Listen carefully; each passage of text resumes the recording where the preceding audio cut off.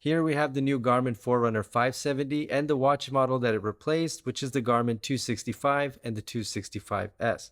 But the differences here are more than just skin deep. The 570 has new hardware and upgraded components and is basically a wish list for everything you wanted from the 265 now here in this watch. Hi everybody, foXnoMad here, and today I want to help you travel smarter with this comparison of the Forerunner 265 to the model which replaced it, the Garmin Forerunner 570. But first, if you're not already, make sure you're subscribed to the channel and let's get started. Like the 570, the 265 comes in two sizes. You're looking at the 265S in this video, which has a 42mm case. The 570 has a 42mm version as well, but it's got no S in the name to denote smaller. The larger 570 is 1mm bigger, 47 versus 46, and has a higher noticeable resolution bump up to 545 over 416 pixels. Another difference between the two screens of these watches is that the 570 is a lot brighter. So I've got both of these watches set to the lowest brightness setting, and you can see here that the 570 is just a lot brighter and a lot more vibrant, and you can turn the screen brightness up here a lot more than you can on the 265. And if you're outdoors, it just makes it a little bit easier to see, but also the colors are more vibrant and it's just a nicer screen to look at overall. Both sizes have three colors, one black and two different color variations for each size. For the 265S, I'm partial to the black bezel, and on the 265, the aqua color. The 570 has a brighter raspberry or lighter cloud blue in 42mm and has a sleek purple or yellow at 47mm. One thing you notice right away is the bezel. Whatever color you choose, on the 570 it's now aluminum instead of plastic like the 265. I've never had issues with the durability of the plastic on the 265, but the aluminum just looks so much better and makes the 570 feel more premium than the $50 higher debut price tag would indicate. The lens, or the glass on the 570, is still Corning Gorilla Glass 3 and curved at the edges, so if you're on Team Screen Protector, it's still a little bit tricky to align it just right. Since both of these watches have the same glass, you can expect more or less the same scratch resistance. Both watches have the same thinness, which is 12.9mm, but the 570 has 3 extra millimeters of screen diameter. Another aesthetic change Garmin's made to the 570 is to make all the buttons the same size and remove the word run from the start button. These are both light watches, a feature of the Forerunner line, and the 265 is 47 grams, whereas the 570 has gained just a little bit of weight, up to 50 grams. And that extra weight isn't for a bigger battery. In fact, the 570 has 11 days instead of 13 days in smartwatch mode that the 265 has, and in GPS time it tops out at 18 hours on the 570, not 20 hours like the 265. It depends on the different GPS modes that get used and if you stream music as well, but there's a small decrease in battery life with the 570. And unlike the 265, where the smaller version actually had longer battery life, on the 570, you get about a day more of battery life on the larger version. So if it sounds disappointing to you that increase in weight isn't coming from a bigger battery, there are some significant hardware additions to the 570, like a new microphone and speaker, that might make up for the difference.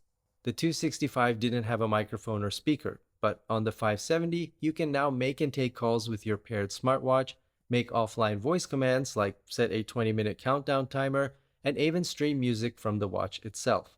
Those of you who wanted a full-fledged smartwatch from the 265 got your wish with the 570. It does mean slightly less battery life, but I think the trade-offs here are mostly positive. Around the back, the 570 now has Garmin's latest Elevate 5 heart rate sensor, which is an upgrade from the heart rate sensor of the 265, which was the Elevate 4. The Elevate 5 is a tiny bit more accurate than the previous generation, especially when your watch is moving around on your wrist when you're working out, for example, and the Elevate 5 can take skin temperature readings to better analyze your sleep and to help analyze the women's health features. Oh, and the Elevate 5 heart rate sensor is now capable of taking electrocardiograms or ECGs, except not, at least not on the 570.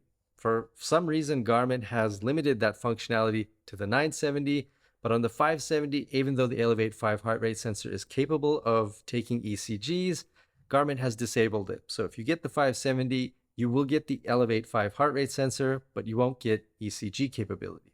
I know Garmin likes to withhold features to upsell you to more expensive models, but this is a strange one.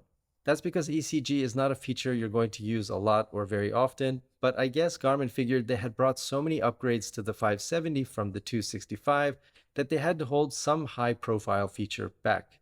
But they have added the altitude and heat acclimation widgets to the 570, which the 265 didn't have, but the higher model 965 did have. So if you want a fun data set that you'll seldom use, at least there's that.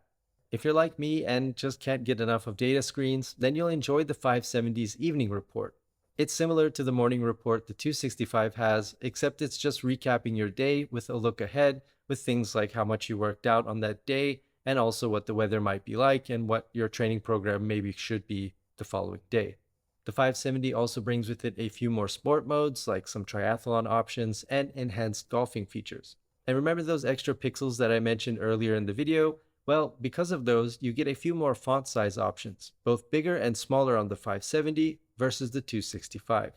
Overall, going from the 265 to the 570, it's a whole lot of upgrades without a lot of compromises. Yes, it's a tiny bit heavier with long, just not as long battery life, but it's got more premium materials, more software features, and also a new microphone and speaker, so overall, it's a pretty strong upgrade.